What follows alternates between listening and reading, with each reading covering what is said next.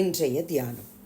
வழிகளிலே நின்று பூர்வ பாதைகள் எவை என்று கேட்டு விசாரித்து, நல்ல வழி எங்கே என்று பார்த்து அதிலே நடவுங்கள். அப்பொழுது உங்கள் ஆத்துமாவுக்கு இளைப்பாறுதல் கிடைக்கும் என்று கர்த்தர் சொல்லுகிறார். எரேமியா 6:16. ஆண்டவரும் இரட்சகருமாகிய இயேசு கிறிஸ்துவின் நாமத்தினாலே இந்த காலை வேளையில இன்றைய தியான நிகழ்ச்சியின் வாயிலாக உங்கள் ஒவ்வொருவரையும் சந்திப்பதில் நான் கிறிஸ்துவுக்குள் மிக்க மகிழ்ச்சி அடைகிறேன். பிரியமானவர்களே, தேவனாகிய கர்த்தர் எரேமியா மூலமாக அவருடைய ஜனமாகிய இன்றைக்கு நமக்கு இந்த புத்தகத்தின் மூலமாக, இந்த தீர்க்க தரிசன புத்தகத்தின் மூலமாக என்ன சொல்ல விரும்புகிறார்? வழிகளிலே நீங்க நின்று, இரண்டாவது பூர்வ பாதைகள் எவைகள் என்று கேட்டு விசாரித்து, நல்ல வழி எங்கே என்று பார்த்து அதில் நடவுங்கள். அப்படி செய்தீங்கன்னா நில்லுங்க, கேளுங்க, விசாரிங்க, பாருங்க, அதில் நடங்க. அப்பொழுது உங்கள் ஆத்துமாவுக்கு இளைப்பாறுதல் கிடைக்கும் என்று கர்த்தர் சொல்கிறார். ஆனால் இஸ்ரவேல் ஜனங்களுக்காக எரேமியா கிட்ட சொல்லும்போது கர்த்தர் என்ன சொல்கிறார்னா, அவர்களோ நாங்கள் அதிலே நடக்க மாட்டோம் என்கிறார்கள். இஸ்ரவேல் ஜனங்கள் அவங்க வாழ்க்கையை குறித்து கர்த்தர் எவ்வளோ வேதனையோடு கூட சொல்கிறார் பாருங்க. வழியில் நில்லுங்க, பூர்வ பாதைகள் எவைன்னு கேட்டு விசாரிங்க, நல்ல வழி எங்கே என்று பார்த்து அதிலே நடவுங்கள், அப்பொழுது உங்கள் ஆத்துமாவுக்கு இளைப்பாறுதல் கிடைக்கும்னு கர்த்தர் சொல்கிறாரு.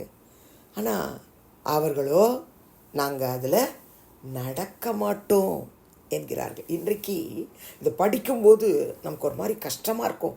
என்ன ஜனங்க இவங்க, கர்த்தருக்கு இவ்வளோ அடங்காதவர்களாக இருந்திருக்கிறாங்கன்னு. இன்றைக்கி நம்மளே எத்தனை பேர் ஆண்டவர் சொல்கிற வார்த்தைக்கு கீழ்ப்படுகிறவர்களா இருக்கிறோம்?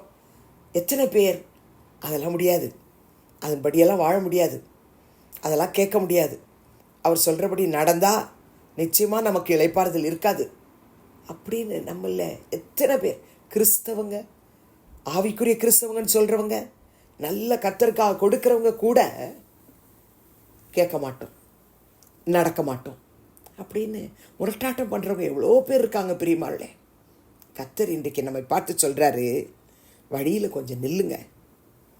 நீங்கள் எபிரேயர் 11:2 முதல் 40 வரை உள்ள வசனத்தை வாசி பார்த்தீங்கன்னு சொன்னால், முன்னோர்களுடைய நற்சாட்சிகளை குறித்து அப்போஸ்தலனாகிய பவுல் கர்த்தருடைய ஆவியினால் நிரப்பப்பட்டு எழுதி வச்சிருக்கிறாரு.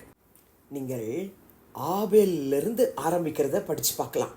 ஆபேலிருந்து ஆரம்பிக்கிற அந்த 11:37 இப்படியாய் அவர் முடிக்கிறார். கல்லெறி உண்டார்கள், வாளால் அறுப்புண்டார்கள், பரீட்சை பார்க்கப்பட்டார்கள், பட்டயத்தினாலே வெட்டப்பட்டு மரித்தார்கள், செம்மறியாட்டு தோள்களையும் வெள்ளாட்டு தோள்களையும் போர்த்து கொண்டு திரிந்து குறைவையும் உபத்திரவத்தையும் துன்பத்தையும் அனுபவித்தார்கள் அப்படின்னு சொல்லி அந்த விசுவாச பட்டியலில் வாழ்ந்தவங்க எல்லாரும் பற்றி சொல்லிட்டு வரும்போது 39:40 இவர்கள் எல்லாரும் விசுவாசத்தினாலே நற்சாட்சி பெற்றும் வாக்கு தத்தம் பண்ணப்பட்டதை அடையாமற் போனார்கள்.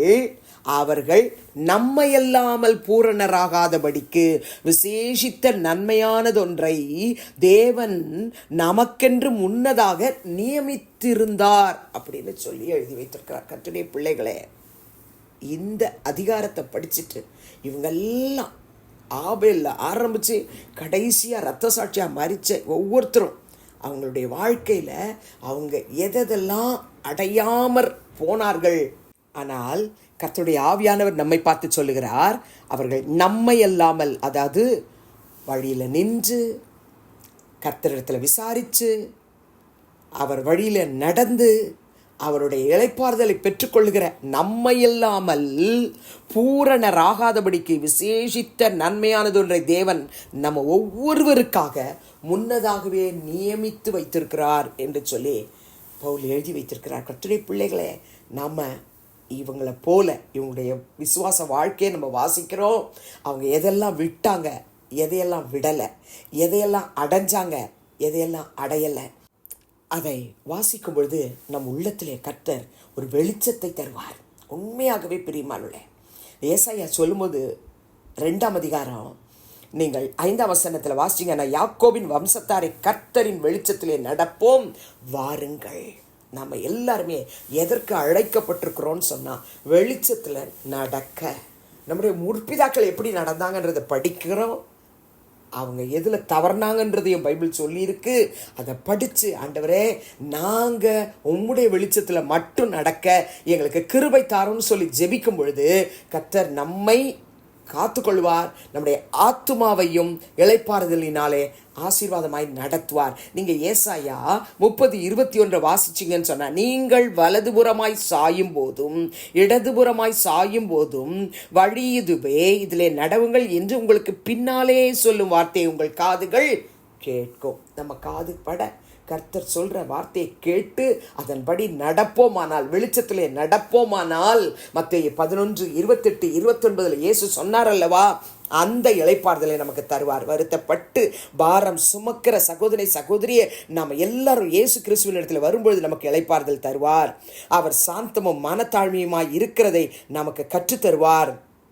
அவருடைய நுகத்தை நாம் ஏற்றுக்கொண்டு அவரிடத்தில் நம்ம கற்றுக்கொள்ளும் பொழுது நம்முடைய ஆத்துமாவுக்கு இளைப்பாறுதலை தருவார். ஜெபிக்கலாமா?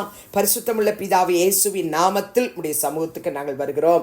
எரேமியா 6:16 வாசிக்கிறது போல, கர்த்தாவே, நாங்கள் வழிகளிலே நின்று பூர்வ பாதைகள் எவை என்று கேட்டு விசாரித்து நல்ல வழி எங்கே என்று பார்த்து அதிலே நடக்க எங்களுக்கு உதவி செய்யும். எங்கள் ஆத்துமாவுக்கு இளைப்பாறுதலை தாரும் என்று கேட்கிறோம். நாங்கள் நடக்க மாட்டோன்னு யாராவது வழி விலகி போவார்களானால் அவர்களை கர்த்தர் நீர் சீர்படுத்தும், ரட்சியும். இயேசுவின் நாமத்தில் பிதாவே, ஆமென். கிறிஸ்துவுக்குள் பிரியமானவர்களே, இந்த நாளிலே கர்த்தர் தாமே உங்களோடு கூட இருப்பாராக, உங்களை ஆசீர்வதிப்பாராக, உங்களை நடத்துவாராக. ஆமென்.